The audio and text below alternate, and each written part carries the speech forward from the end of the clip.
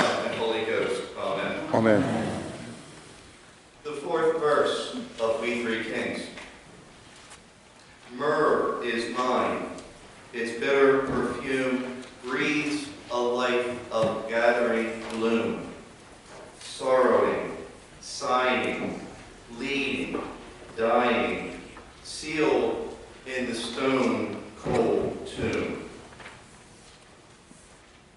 I traveled 7,800 miles, guided not by a star but a cross, and encountered the closest I've ever met to the Christ infant.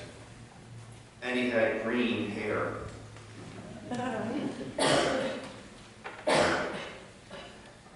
It's notable how even at Jesus' birth, the shadow, the specter of the cross, looms in the background. But we Christians with hope know that's not the end of the story. It's a story of hope on that beautiful Easter day, when we find that tomb is open and the cross vanquished. When I was in seminary, my vocation director, whose job was to torment me, approached me one day and said, Catholic Relief Services is sending seminarians to Zimbabwe. I've chosen you. I didn't even know where Zimbabwe was. I knew it was in Africa. That's why I was chosen.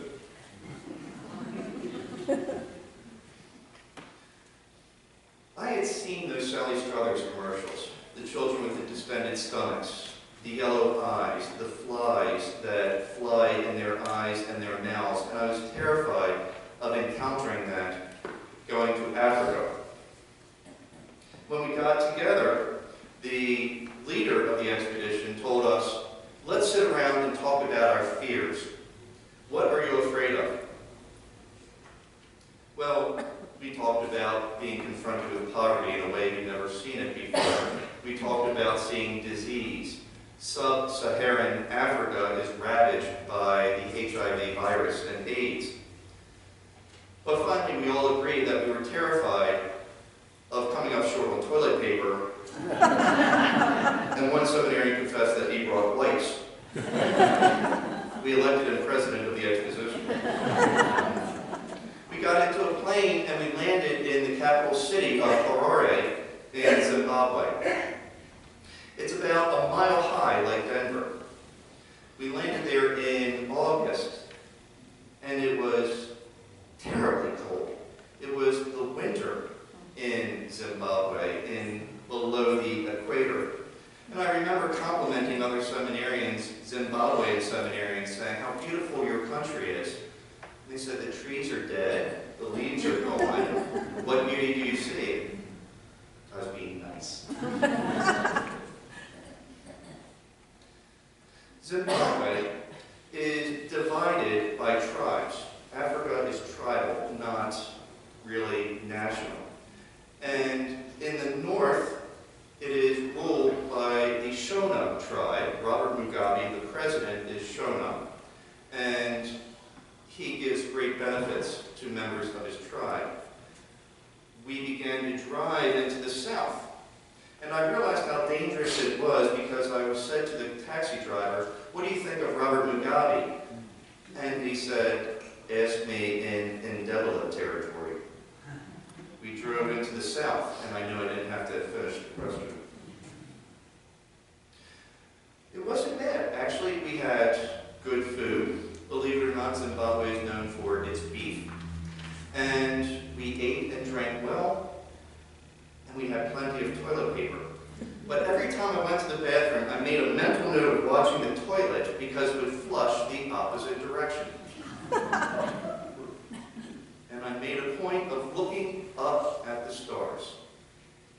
Because it is largely an agricultural country, there's not much light to compete with the stars. And I saw the Southern Cross for the first, and I may never see it again. It may be the last time. And I saw constellations I would never see again.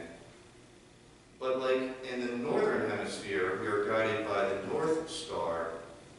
We find our direction in the southern hemisphere by the Southern Cross. Eventually, we ended up in Tonga, which was southwestern Zimbabwe. And the Ndebele who lived there were not members of Robert Mugabe's tribe. And so he designed a dam that would provide agricultural water to the northern part of the Shona territory, which deprived the Tonga part of water. And we went to a community house which doubled as a chapel deep in Tonga territory.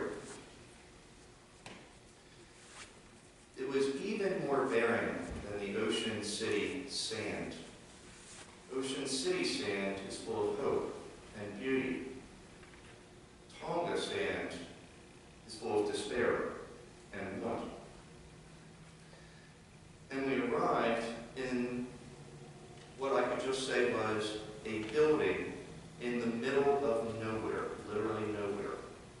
And suddenly out of the building flowed dozens of Ndebele parishioners, I guess you would call it, because it was a church.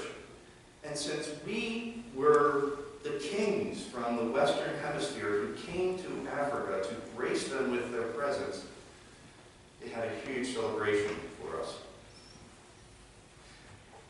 But we noticed some yellow eyes and some gaunt faces. And so we began to reach into our wallets to pull out Zim dollars, Zimbabwean dollars, about 10 Zimbabwean dollars to an American dollar, to give to them. And they looked at it like, what are we supposed to do with this in the middle of the desert? We don't need cash. Sometimes I wonder what Mary and Joseph did with the gold and frankincense. We had a magnificent feast. It was grand. We had goat, which is surprisingly delicious, and salsa, which is curiously like styrofoam, or hard grits.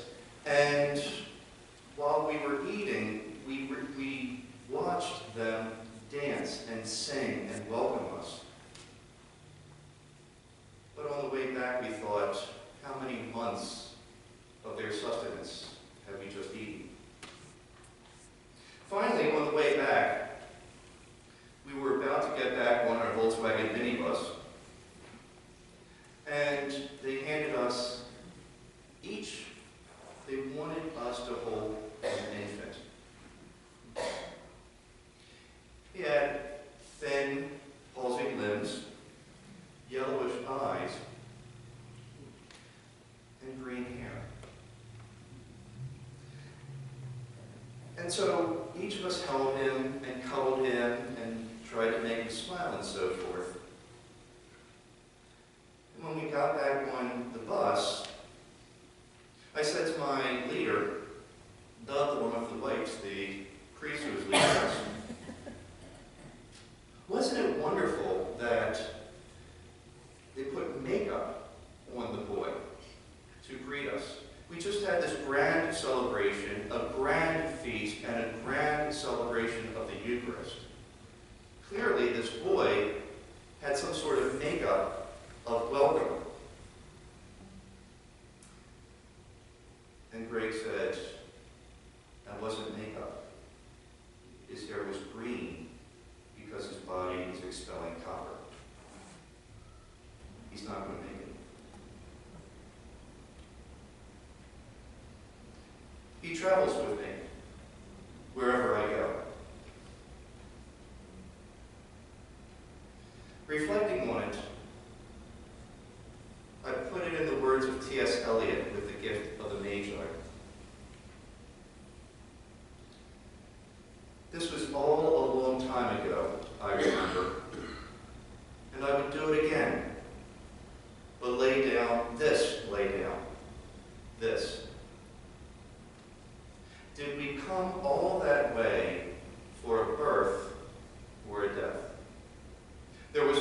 certainly, we have evidence and no doubt. I have seen birth and death, but I always thought that they were different. But this birth was bitter and hard agony for us, like death, our death.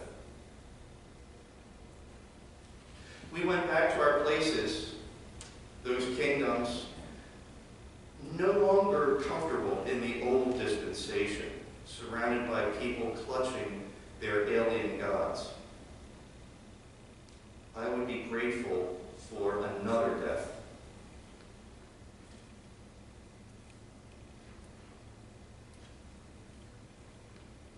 For God so loved the world that he gave his only begotten Son, so that those who believe in him should not perish,